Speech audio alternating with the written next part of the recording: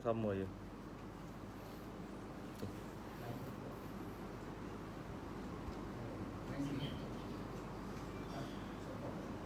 Jadi apa yang nak diberitahu di sini dalam bab akidah, ada 3 perkara.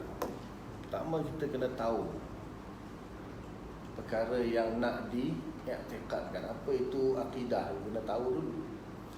Kemudian tahap kita mengetahui perkara tersebut tu mesti dah sampai tahap yakin 100%. Dan kita kena iktikad, kita kena benarkan. Iktikad tu membenarkan. Dia ada orang dia belajar, macam contohnya kalau hanya sekadar tahu tanpa iktikad, tak boleh. Tahu Nabi Muhammad tu Nabi akhir sekali Nabi kita, dia tahu tapi dia tak iktikad, tak boleh. So beza antara tahu dengan iktikad. Atau dia iktikad tapi benda tu menyalahi realiti. Maknanya bukan satu ilmu lah. Ilmu ni mesti bersesuaian dengan realiti. Macam orang kafir lah, dia iktikad ataupun Nasrani, dia iktikad Nabi Isa tu anak Tuhan. Dia iktikad, bahkan yakin, tapi benda yang menyalahi realiti, bukan ilmu, jahil. Satu kejahilan lah, benda yang berlawanan atau menyalahi realiti tu, satu kejahilan. Dia ada 3 tuntutan di sini. Satu, kena tahu, maksud tahu di sini ilmu yang bersesuaian dengan realiti. Kemudian diyakini. Diyakini itu biasanya kaitannya dengan dalil lah sepatutnya. Macam mana kita nak tahu apa yang kita tahu itu memang bersesuaian dengan realiti? Kalaulah benda tu di depan mata kita, kita boleh tahu lah, bersesuaian dengan realiti. Benda yang kita tak nampak, malaikat, kubur, mahsyar, mizan, so macam mana kita nak tahu memang realiti benda tu wujud? Mesti kena ada dalil. Kena ada dalil. Kemudian setelah tahu pun dalil, contohnya orang zaman dulu, dia tahu Nabi tunjuk mukjizat sebagai bukti kan, tapi tak tasdik juga, tak iktikad juga. Boleh 3 perkara tu beza tu antara ilmu dengan keyakinan dengan iktikad. Dan kita perlu 3 sekali. Perlu tahu, perlu yakin apa yang kita tahu, dan perlu iktikad apa yang kita tahu.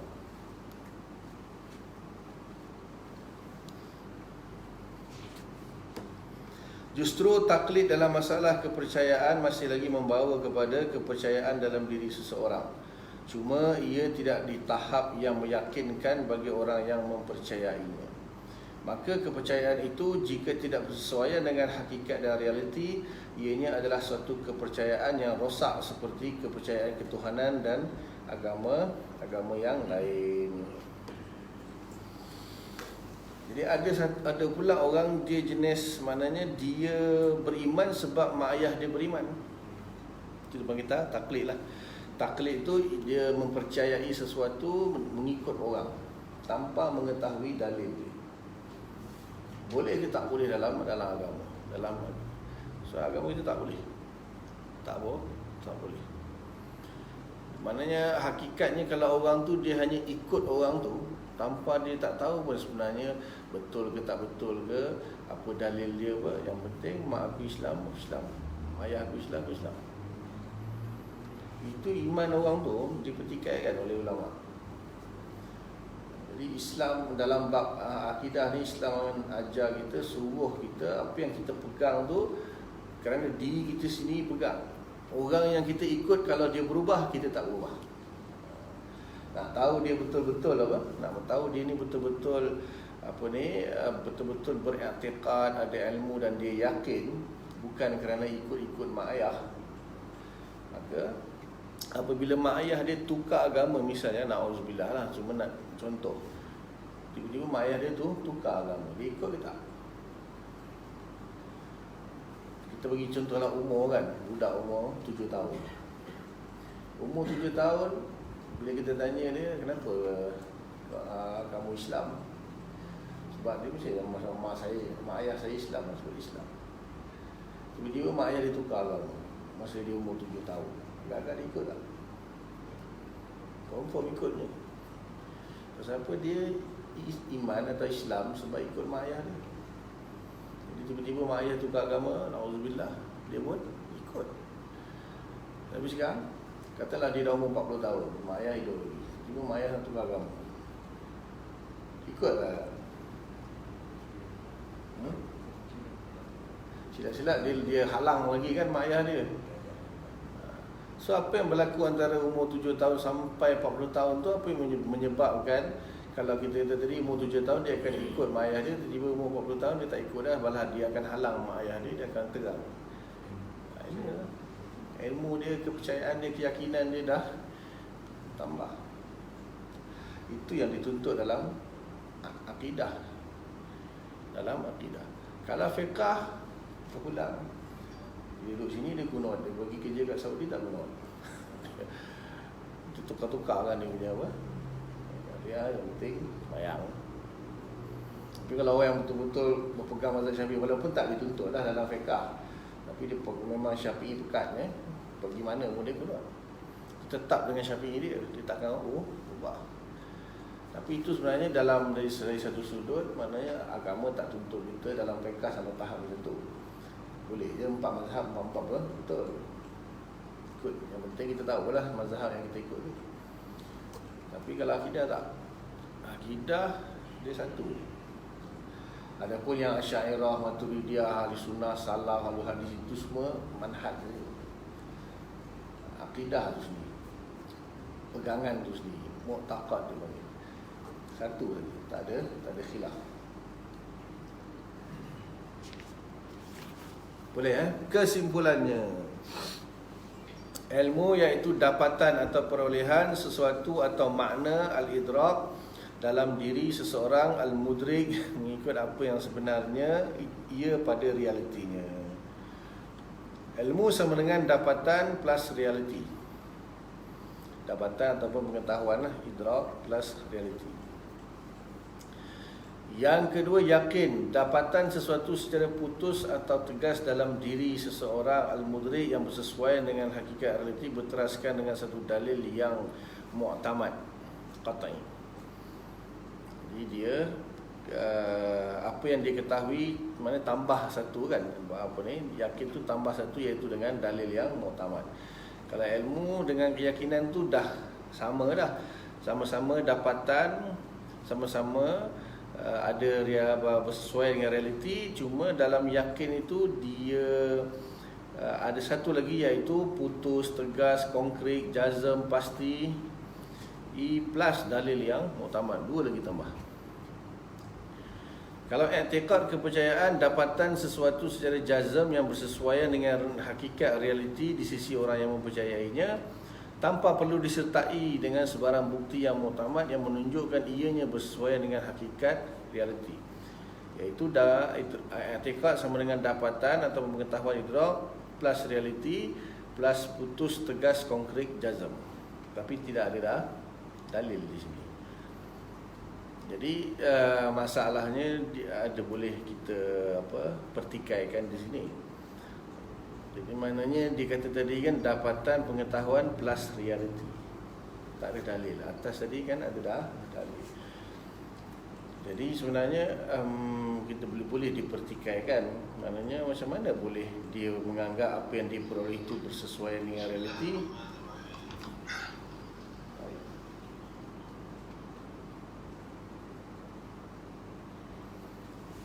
Macam mana dia boleh tahu apa yang dia perolehi, ilmu yang dia boleh itu bersesuaian dengan realiti? Maksudnya di sini andaian dia lah. Andaian dia benda tu bersesuaian dengan realiti. Tapi oleh kerana tidak ada dalil, dia hanya kategori i'tiqad saja. I'tiqad saja. Maknanya di sini i'tiqad ni, maknanya kalaulah tidak sebenarnya andaian dia bersesuaian dengan realiti tetapi hakikatnya tak bersesuaian dengan realiti, maka itu dia panggil i'tiqad yang fasid. I'tiqad betul macam susah kan kita nak suruh orang India ke China semudah tu masuk Islam, tak mungkin. Dia tetap dengan pegangan dia, walaupun pegangan yang dia pegang susah, salah. Sebab dia sangka itulah realiti. Apa yang dia pegang tu memang betul, memang bersesuaian dengan realiti. So kita suruh dia buktikan, minta dalil, tak boleh. Tak boleh, dia tak boleh nak buktikan. Kalau kita pula orang minta kita buktikan apa yang kita pegang tu betul, boleh buktikan tak? Boleh buktikan ke tidak? Boleh okay, lepas ni kita try je.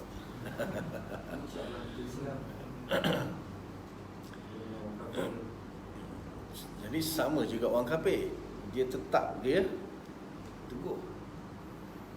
Sebab tu sekarang ni dia nak bezakan tu antara orang kafir punya pegangan dengan orang Islam punya pegangan. Kalau tak ada dalil, so siapa yang betul? Dia percaya dengan dia punya pegangan, tak berganjak. Kita pun percaya dengan pegangan kita, tak berganjak. So antara dua ni siapa betul? Takkan dua-dua betul kan? Mana yang bersesuaian dengan realiti? Untuk membuktikan siapa yang lebih betul, siapa yang lebih bersesuaian dengan realiti pegangan dia, apa perlu kita buat? Itu masalah, itu yang nak dibahaskan, iaitu dalil. Kalau kau kata kau punya pegangan tu betul, bersesuaian dengan realiti, apa dalil? Apa dalil? Proof. Orang putih yang apa? Proof kan? Apa lagi? Proof lagi? Argument, evidence, argument, proof yang membuktikan dakwaan tu betul.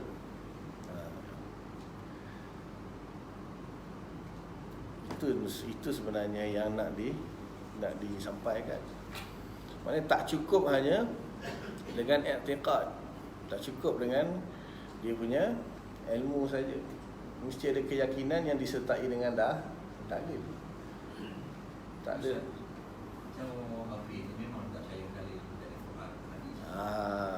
Jadi nampak? Ilmu yang kena kita Dalil akli. Itulah sebab sifat 20 mesti dalil akli. Nampaklah. Tak boleh kita nak pakai dalil Quran, tak mau. Bukan tak boleh. So sebenarnya Al-Quran yang beritahu kita akidah itu.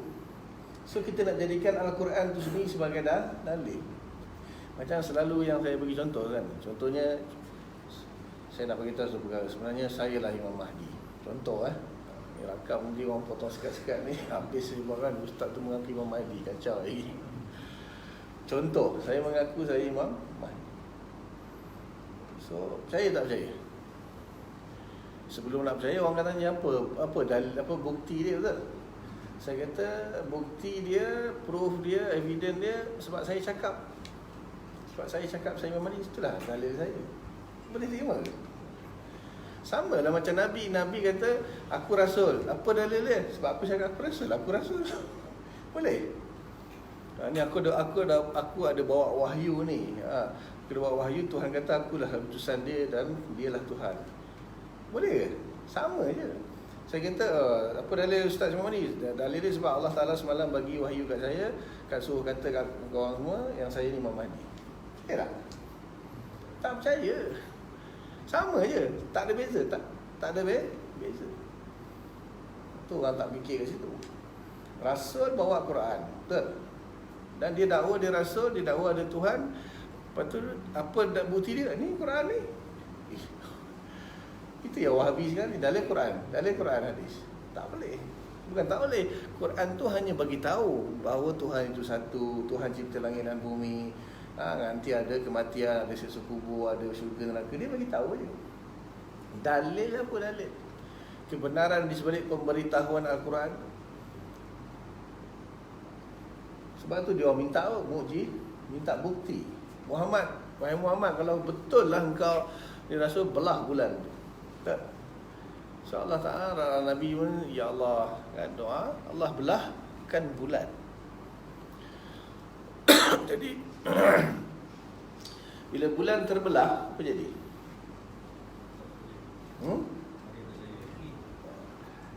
Bila bulan terbelah tu maknanya orang yang minta dalil tadi, kan, saya tak percaya. Dia sendiri yang minta. Kalau betul lah engkau ni rasul, belah bulan tu. Walaupun yang tak ada yang tak percaya tu ada sebab lain lah. Sebab dia tak dapat hidayah daripada Allah Ta'ala dari satu sudut yang lain. Tapi kan, dia yang minta bukti tadi. Maknanya kenapa dia kaitkan kalau betul lah engkau Seorang Rasul tu kan belah bulan tu. Kenapa dia minta supaya belah bulan? Kenapa? Ha?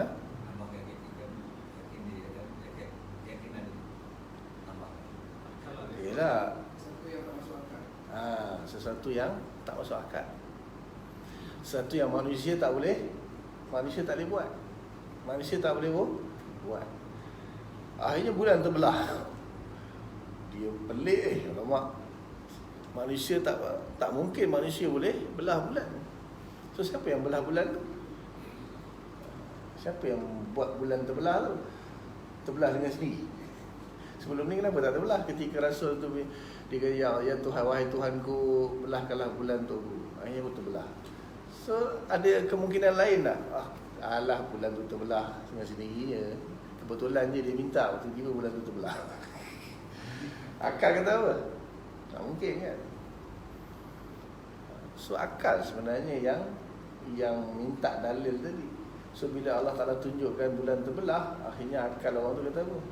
Betul lah. Mestilah ada kuasa yang membelah bulan tu. So hari ni kita boleh ke? Ya Allah, kita pergi dakwah dengan kafir kan? Apa dia apa bukti? Tunggu Ya Allah, belahkan bulan tu. Dia kata belah lah. Dia kata tak apa ni, kuih bulan ada, aku belahkan tu kau. So macam mana kita nak buktikan kepada orang kafir tu kebenaran kita? So kalau kita baca, bukti dia kau dengar sini. Bismillahirrahmanirrahim. Qul huwallahu ahad, Allahus samad. Dia percaya, dia dengar. Asyhadu an la ilaha illallah. Tu beriman ke? Betul? Faham tak? So kita kena bagi satu bukti tentang kebenaran. Boleh ke tidak akal membuktikan kebenaran wujudnya Tuhan satu? Boleh tak? Mesti boleh. Bahkan itulah fungsi akal sebenarnya. Tujuan utama Allah Ta'ala ciptakan akal itu supaya manusia itu boleh dengan akal dia itu boleh berfikir dan membenarkan apa yang disampaikan oleh Al-Quran. So di sini patut orang kena faham apa beza dalil akal dengan dalil Quran hadis. Quran hadis itu dalil juga, tapi hanya sekadar menunjukkan apa yang perlu kita percaya. Quran bagi tahu, wahai manusia, tidak ada Tuhan selain Allah. Allah tu Tuhan yang esa, Tuhan yang satu, dan dialah yang ciptakan langit dan bumi. Dia bagi tahu. Quran bagi tahu kat kita. So bila kita dengar, akal kita pun fikir, betul ke? Betul ke? Mana Tuhan tu tak nampak pun? Kat mana Tuhan tu? Betul ke satu? Tak banyak. Jadi akal menuntut. Zaman dulu ada Rasul, dia boleh bagi mujizat. Sekarang ni dia nak bagi apa? Bagi Quran. Quran tu sendiri yang menunjukkan apa yang patut kita pegang. Macam tadi saya memadi apa bukti sebab saya cakap lah. Mana boleh. Mana apa yang dicakap oleh Quran itu kita jadikan dia pula sebagai dalil. Jadi Al-Quran tu memang dalil untuk menunjukkan realiti. Kan? Maknanya Tuhan beritahu tidak ada Tuhan selain aku. Dia beritahu realiti. Kemudian yang ciptakan langit dan bumi ni aku, kata Tuhan. Realiti. Maknanya Quran tu hanya bagi tahu realiti. So kita percaya tak percaya? Untuk kita percaya tak percaya kan kita diberi akal tu. Cuba cakap kat kucing. Kucing, kau percaya tak Tuhan satu? Miau, miau, miau. Tuhan satu lah. Miau, miau, miau. Betul. Kalau kita cakap dengan manusia, dia mesti reflect. Tuhan satu. Cuba cakap dengan orang atheist. No, it's not God. Cakap dengan orang Majusi. No, Tuhan dua. Manusia diberi akal untuk tu.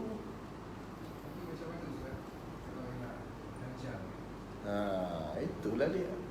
Inilah dia belajar. Siapa belajar Sifat 20 confirm. Dia tengok dia belajar, Tuhan aku tak bertempat, kau apa hal duduk kat bumi ni. Kalau kita hanya belajar Tuhan tu boleh tu bagi rezeki, turunkan hujan, hidupkan orang mati, confirm ikut belajar. Kita, Tuhan bukan jisim. Tuhan tak bertempat. Betul? Tengok Dajjal mana kau Tuhan kau jisim? Aku belajar sebut 20 lah. Tuhan bukan jisim. Tuhan tak pernah bertempat. Engkau berjisim bertempat. Mana boleh jadi Tuhan? Kalau Wahabi confirm.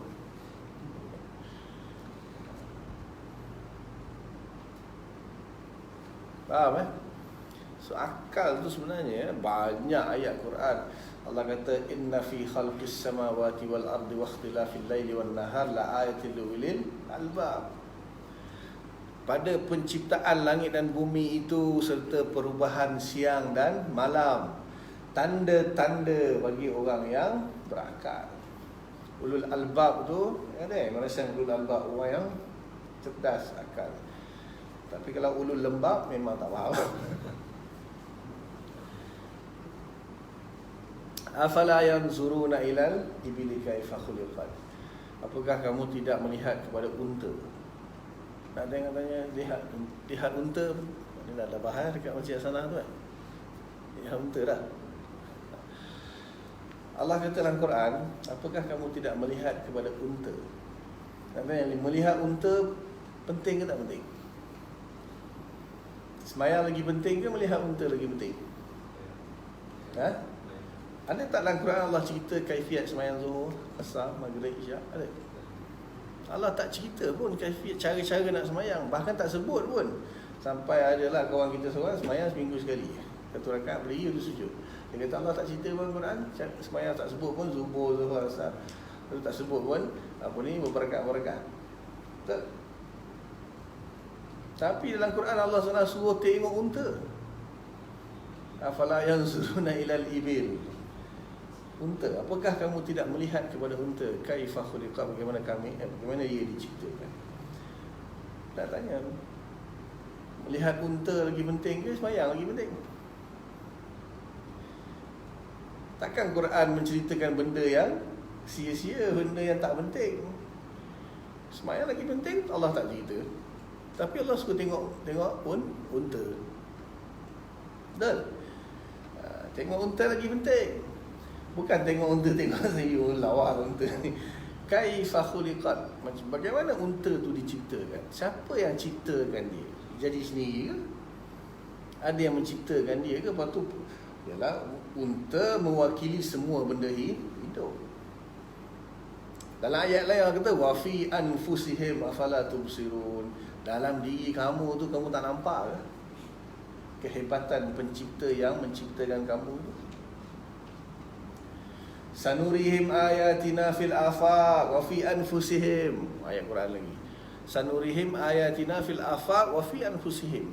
Kami akan memperlihatkan kepada kamu tanda-tanda kami di ufuk-ufuk dan di dalam diri kamu tu, hatta yatabayyana lahum annahul haq, sehingga menjadi jelas kepada mereka bahawa Allah itu hak, benar.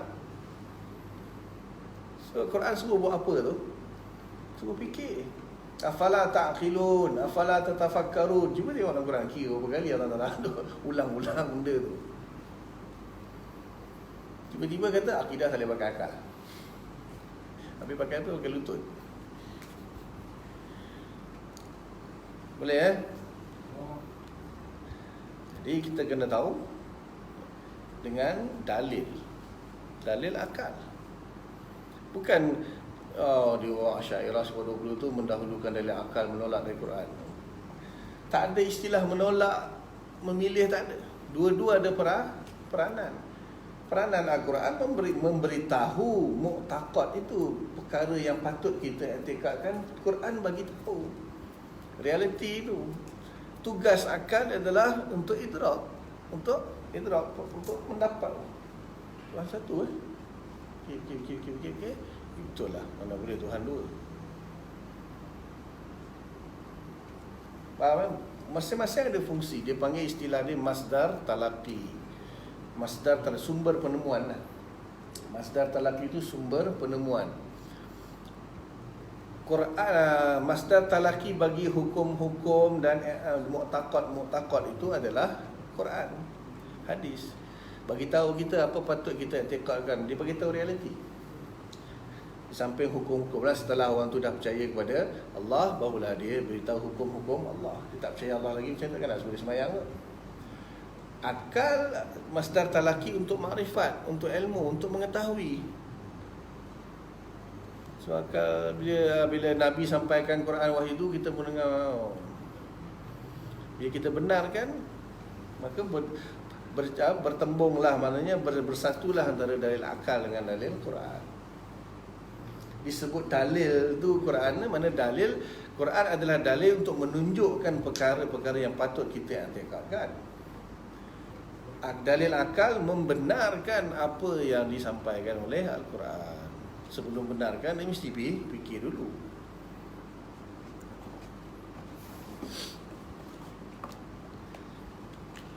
Lepas tu bila kita berjumpa dengan orang bukan Islam, bila kita berjumpa dengan orang bukan Islam, bila dia minta dalil bukti, kita bagi dalil akal.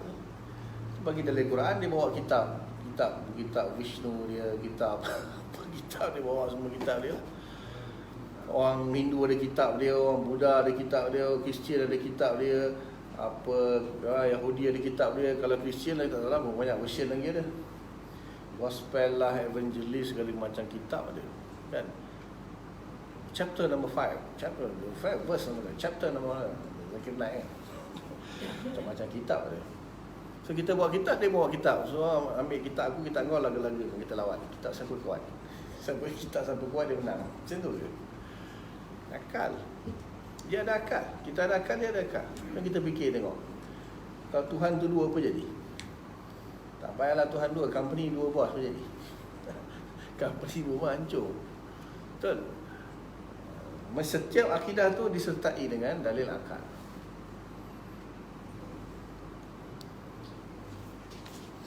Tak ada istilahnya menolak dalil Quran ni. Quran itu sendiri itu adalah mu'taqad itu sendiri. So nak tolak Quran buat apa?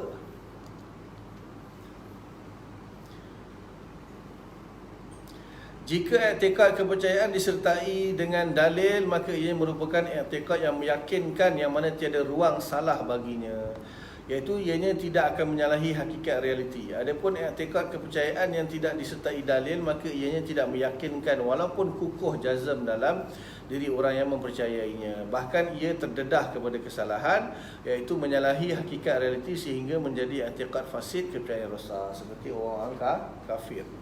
Jazam ni mantap, tak apa, itu bagus. Dah ada satu sifat yang bagus dalam diri dia, iaitu dia kalau percaya tu benda,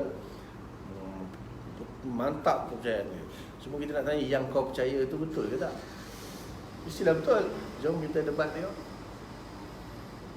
Last kali dia pun, bila kita dah bagi semua dalil, dia goyang. Macam siapa yang betul sekarang? Kalau orang tu memang mencari kebenaran, dia mesti terima. Kalau untuk mencari kebenaran. Tapi satu lagi lah unsur, kalau Allah Ta'ala nak bagi hidayah, diterima. Lepas tu sifat nyazum tu kan dah ada. Bila dia tukar je i'tiqad dia, sebab tu kadang-kadang orang yang convert ni dia lebih kuat. Kadang-kadang lah, tak semua. I'tiqad yang meyakinkan, iaitu yang dibina atas bukti yang qat'i, muktamad, bahawa ianya bertepatan dengan realiti, membawa kepada tahap ilmu yang tertinggi. Sebab itulah akidah Islam dalam diri seseorang Muslim perlu didirikan atas hujah dan bukti yang qat'i, muktamad, agar ianya di tahap yang meyakinkan. Kita akan membahaskan selepas ini mengenai dalil-dalil yang meyakinkan. Jadi banyak sebenarnya. Contohnya kalau dia kata apa dalil akli bagi wujudnya syurga neraka, kita jam sekejap, dalil akli syurga neraka. Dia tak boleh pergi kalau dalil wujudnya syurga neraka kepada dalil akli, tak boleh. Sebab dia bukan dalil akli. Dia kena pergi kepada punca dia dulu, mula-mula sekali. Apa dia? Dia bukan maknanya dalil akal tu, bukan semua benda kita nak buktikan dengan akal. Macam mana dia kata, okay, malaikat wujud, apa dalil akli kau? Kita pun pening nak jawab, tak boleh jawab. Dia mesti ada sumber dia. Apa?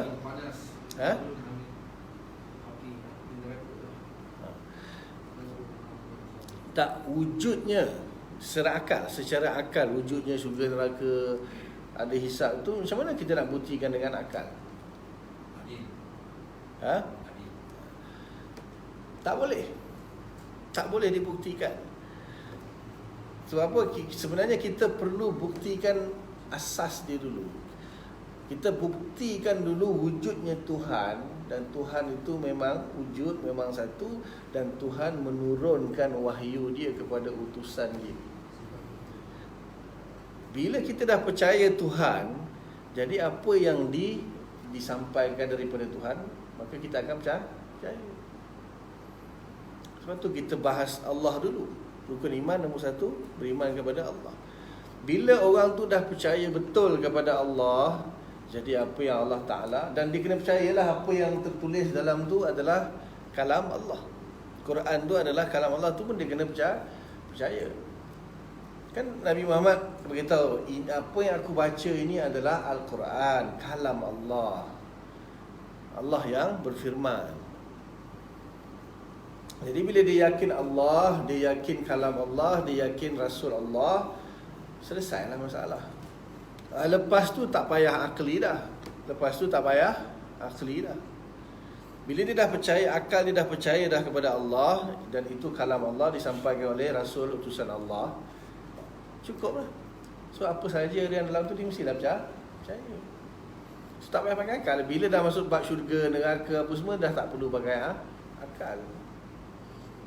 Akal ni hanya untuk kita benarkan asas dia saja. Cukup orang tu bila dah percaya Tuhan, mestilah dia percaya ni kalam tu Tuhan. Kalau Tuhan pun dia tak percaya, takkan ini kalam Tuhan, tapi Tuhan pun tak percaya. Mustahil.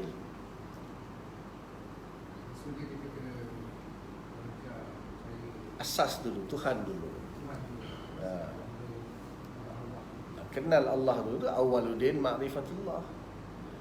Percaya kepada syurga neraka pun agama juga, tapi itu bukan asas. Itu takkan jadi kalau orang tu tak percaya Tuhan. Tuhan pun dia tak percaya, takkan dia percaya adanya syurga neraka.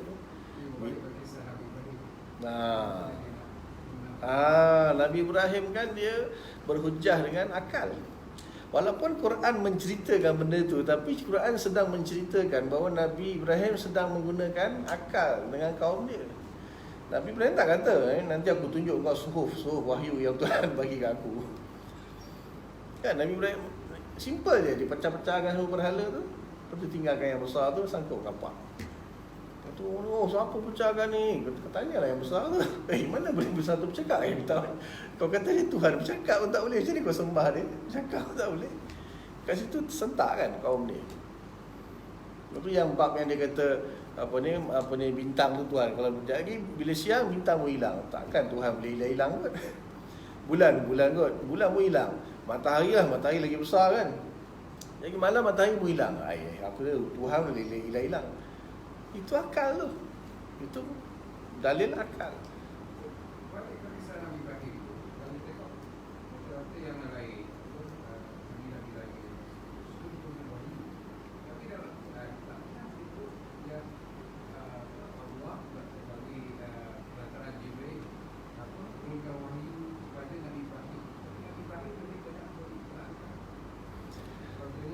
Ada satu ayat itulah yang selalu kita baca, Sabihis suhufi Ibrahim wa Musa.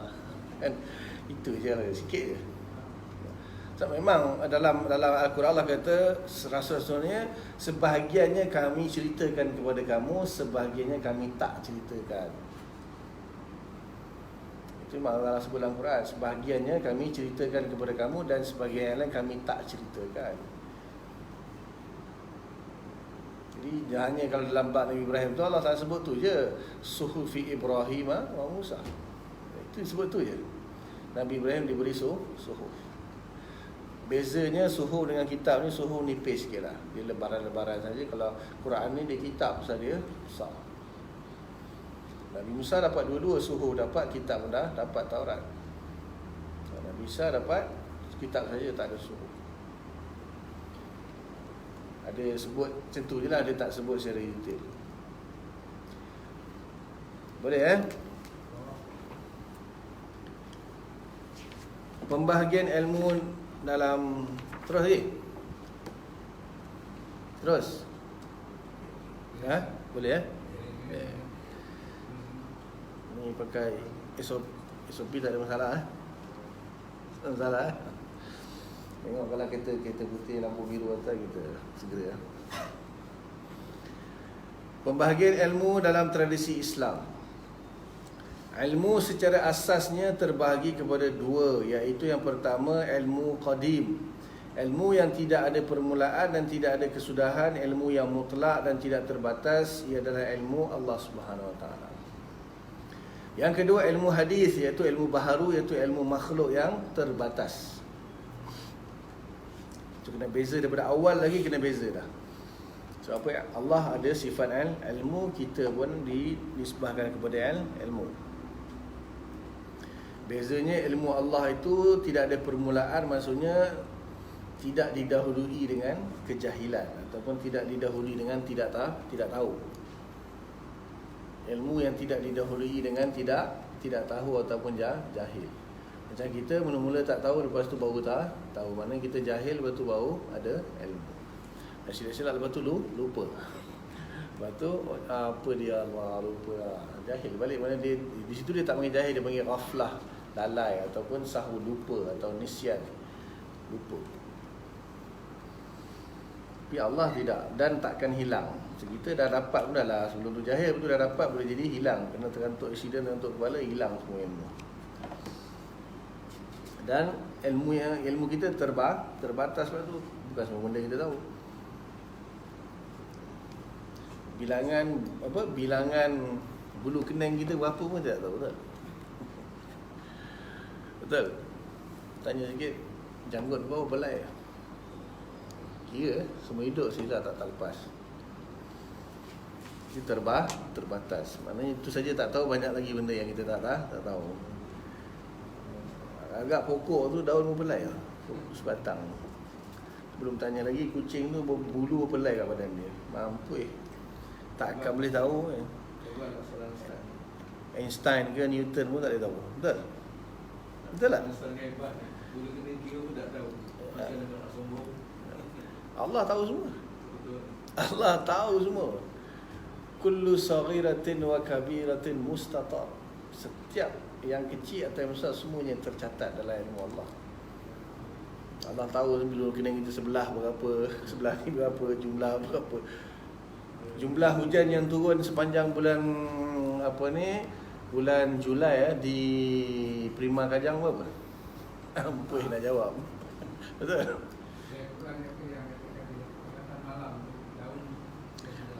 Sehelai daun yang gugur pun di dalam pengetahuan Allah Ta'ala. Macam mana?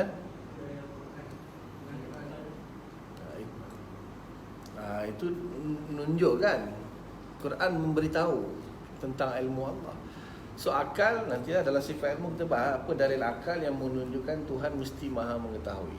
Nanti akan dibahas dalam dalil sifat ilmu nantilah. Dua-dua ada. Dua-dua. Quran memang kena beritahu. Kalau Tuhan tak beritahu, kita pun tak tahu. Cuma akal tugas dia membenarkan apa yang diberitahu oleh Al-Quran. Adapun ilmu baharu, ni cerita ilmu makhluk lah, ilmu kita. Ilmu hadis. Hadis di sini maksud, ingat bila kita baca akidah, bila sebut hadis, dia ada dua makna. Nanti ingatkan hadis Nabi pula ni. Hadis di sini maksud lawan bagi qadim, perkara yang baru. Hadis bermaksud perkara yang baru, bukan hadis Nabi. Qala Rasulullah tu lain. Ilmu baharu lah, terbagi kepada dua. Yang pertama daruri, ianya anugerah mutlak daripada Allah Ta'ala melalui kudrahnya tanpa beriringan dengan usaha makhluk. Antara ilmu daruri, pengetahuan melalui panca indera, empirical, dan otak seperti mengetahui wujud diri tanpa proses berfikir, yakni nazar dan pembuktian. Benda yang kita tahu, tak payah fikir-fikir. Kita ni wujud tak? Ya, aku ni wujud ke tak? Ya. Perlu fikir ke? Perlu fikir ke? Tak perlu. Kita ni hidup, perlu fikir ke? Tak perlu. Api panas, perlu fikir ke? 1+1 2, perlu fikir ke? Itu semua dia panggil daruri. Ilmu jenis daruri. Kita boleh kata hampir semua orang tahu kot. Tapi melalui tahapan lah. Bayi baru lahir dia tak tahu. Bayi baru lahir dia tak tahu. Sampai satu tahap dia akan tahu. Ini kanan, ini kiri, semua orang tak tahu. Benda yang tak payah, itu tak fikirlah. Itu dia panggil ilmu daruri. Ini dia kata anugerah mutlak daripada Allah Ta'ala juga. Allah Ta'ala bagi satu sifat dalam diri manusia, namanya ilmu, yang dengan tu dia boleh mengetahui benda-benda yang mudah. Yang kedua, ilmu nazari ataupun ilmu kasbi. Nazari perlu kepada pemikiran, kasbi usaha, iaitu ilmu yang didapati daripada kudrah Allah Ta'ala yang disertai usaha dan potensi makhluk. Nampak tak? Kudrah Allah yang disertai oleh usaha dan potensi. Maknanya kita belajar kan, dalam kelas dulu sekolah, semua peksa nombor 1. Kenapa ada peksa nombor 1, ada peksa nombor 30 ke? Sama-sama belajar, sama guru, sama kitab. Kenapa ada yang peksa nombor 1, ada yang peksa nombor 30?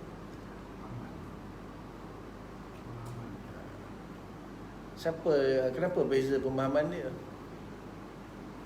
Anugerah Allah. Allah yang bagi ilmu. Lepas tu Nabi kata, innama ana qasim wallahu yu'ti. Aku hanya membahagi-bahagikan saja, Allah lah yang memberi hakikatnya. So ilmu anugerah Allah. Allah Ta'ala bagi dia ilmu, dia faham. Allah tak bagi, tak faham. Tapi kita usaha.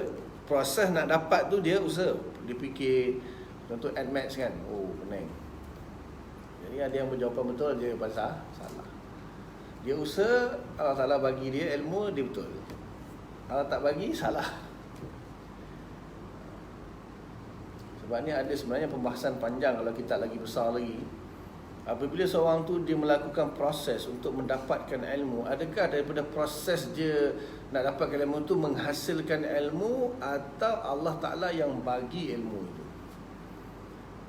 Ada khilaf, tapi yang muktamadnya Allah bagi. Allah yang bagi. Bukti dia semua sama-sama usaha. Kenapa kalau semua sama-sama belajar, kenapa tak semua 3.4 flat semua? Betul. Ada yang faham, ada yang tak faham. Jadi ketika dia buat proses fikir nak tahu benda tu, belajar, Allah bagi masa tu. Siapa yang Allah bagi dia faham. Siapa yang Allah tak bagi, tak akan faham.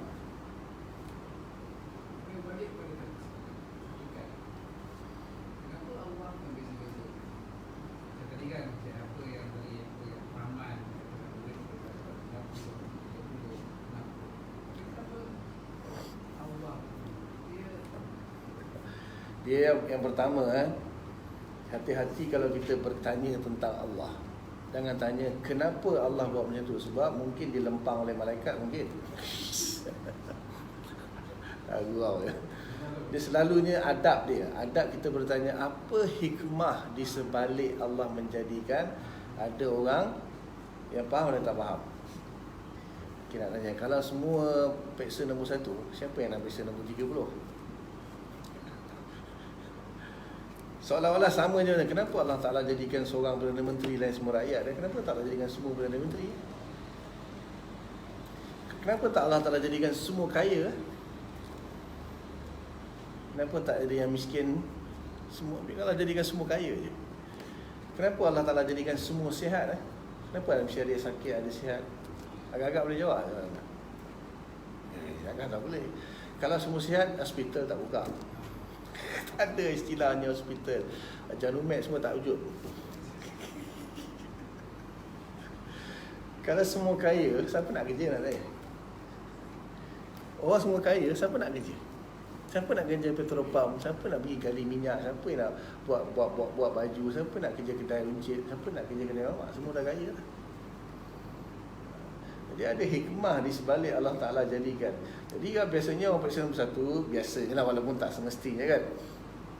So dia akan jadi pandai, dia akan tapi yang ni yang tak pandai, kerja-kerja bawah, dia saling melengkapi. Kalau semua kaya, semua sihat, tak jadi. Tak jadi dunia ni. Tak boleh berjalan dunia ni. Takkan berjalan dunia ni. Dan semua dah kaya, siapa nak kerja? Betul? Orang bekerja ni sebab apa? Katakanlah orang tu dia memang tiap-tiap tahun Allah Ta'ala masuk dalam akaun dia, contoh. Tiap-tiap tahun Allah Ta'ala bagi, kita katalah sejuta ringgit. Tiap-tiap tahun masuk dalam akaun dia. Agak-agak dia nak kerja lagi ke? Sebab kita kerja itulah dia supaya tiap-tiap bulan masuk dalam akaun tu. Tiap-tiap bulan ada company boss kita akan bank gaji kita, masuk RM10,000, RM20,000, tengoklah berdasarkan.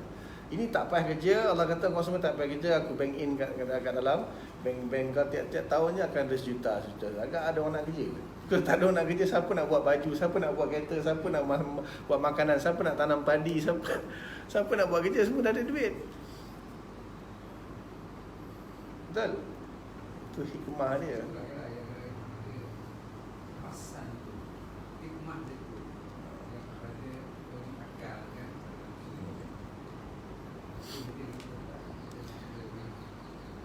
Imam yang terbaik penjelasan bab ni Imam Ghazali. Imam Ghazali dalam Ihya dia cerita. Lepas tu ada orang jahat, ada orang baik. Kalau tidak, tak adalah ketua polis Sabah. Kalau semua baik betul? Sebab ada orang jahat, ada tentera, ada polis. Bayang kalau semua baik, kena tak ada jahat, tak ada jahat, semua baik, semua kaya, semua sihat. Tak jadi dunia ni, tak jadi. Lawyer pun semua maknanya yang berkaitan dengan satu masalah orang jahat, wujudnya orang jahat saja berapa macam rezeki, sumber rezeki untuk manusia, betul? Polis ada kerja jadi dapat gaji. Lepas tu bila ada polis mesti ramai mesti ada ketua polis, takkan semua tak ada ketua. Lepas tu mesti ada, bila dia salah tempat tangkap kena ada lawyer, kena ada mahkamah, kena ada tukang dispatch. Peluang pekerjaan tu banyak disebabkan wujudnya orang jahat. Betul? Wujudnya orang sakit, macam-macam. Farmasi ada, jururawat, nurse, doktor, hospital. Lepas tu kalau nak pergi hospital mestilah kena ada kenderaan jalan raya, ambulans nak kena ambil Nino. Ada apa? Company buat kereta. Dahsyat hikmah ni memang. Kalau kita fikir, dahsyat.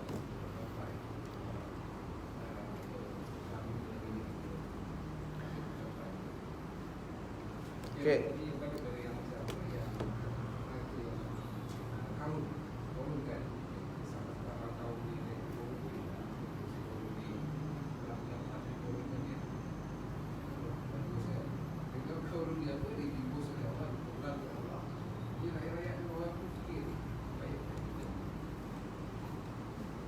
Karun.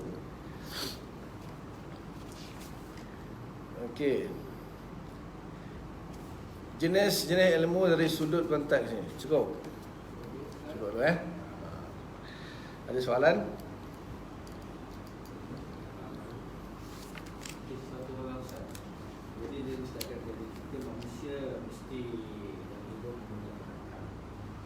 Jadi salah satu cara kita membaca. Membaca bukan akal, membaca hissi. Menggunakan akal tu adakah melalui pembacaan? Dia ada bab yang khusus akan bahas tentang proses akal itu. Macam orang kata contoh, kita cakap macam-macam. Tuan satu gini, dia tak percaya. Kita rujuk membaca. Dia tak alat membaca itu, pemahaman itu, pelajaran membaca itu, surat-surat itu boleh dia menyatakan Allah. Dia proses dia ada 3 nanti.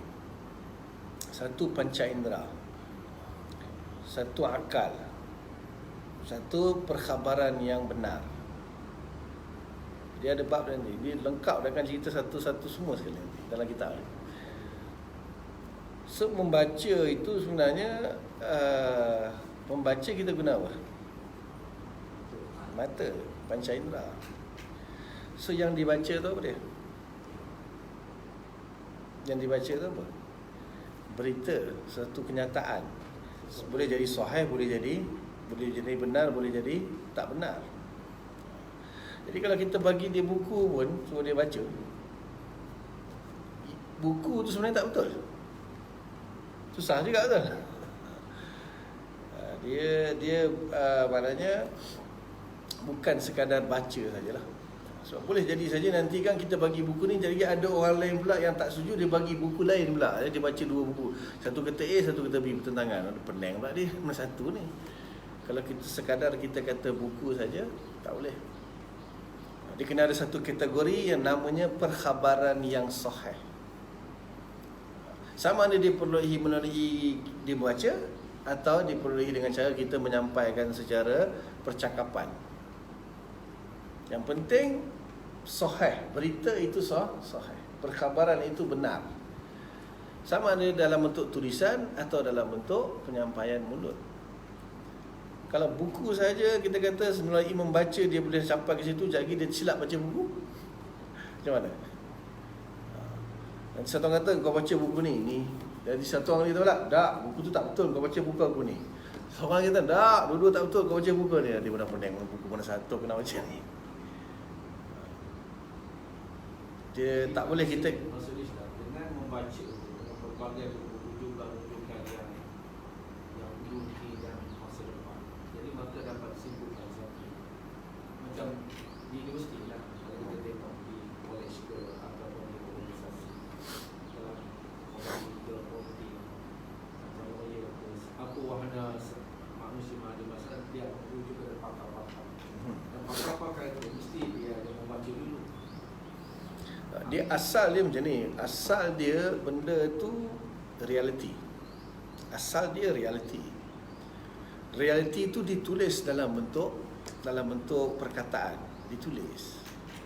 So orang dia baca buku tu untuk dapatkan maklumat tu, maklumat tentang reality tu.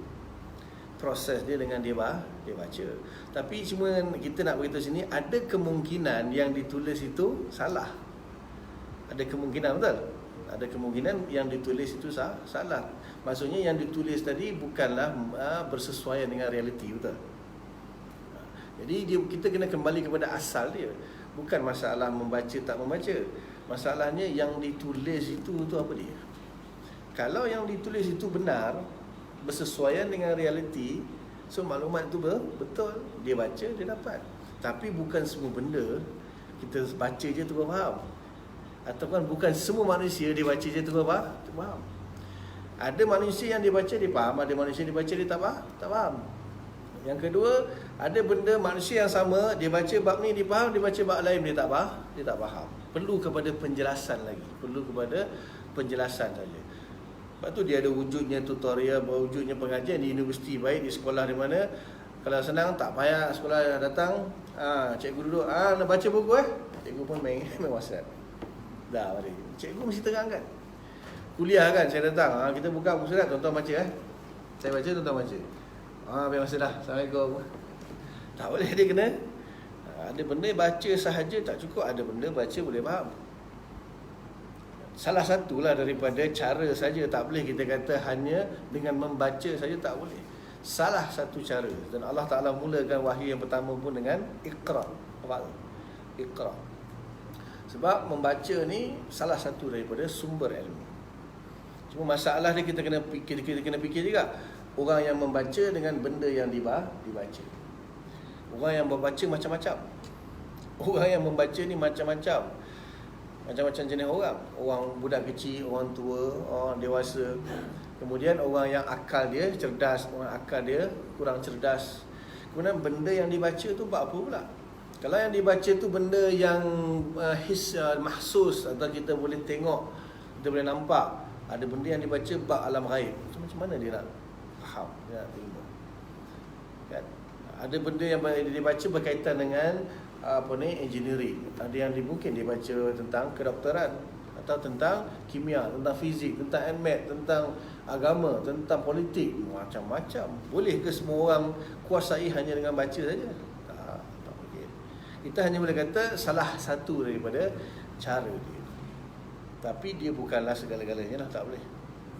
Sebab tak boleh, tak hanya sekadar membaca saja, tak wujud, tak payah wujud lah sekolah-sekolah, tak perlu wujud universiti, tak perlu wujud.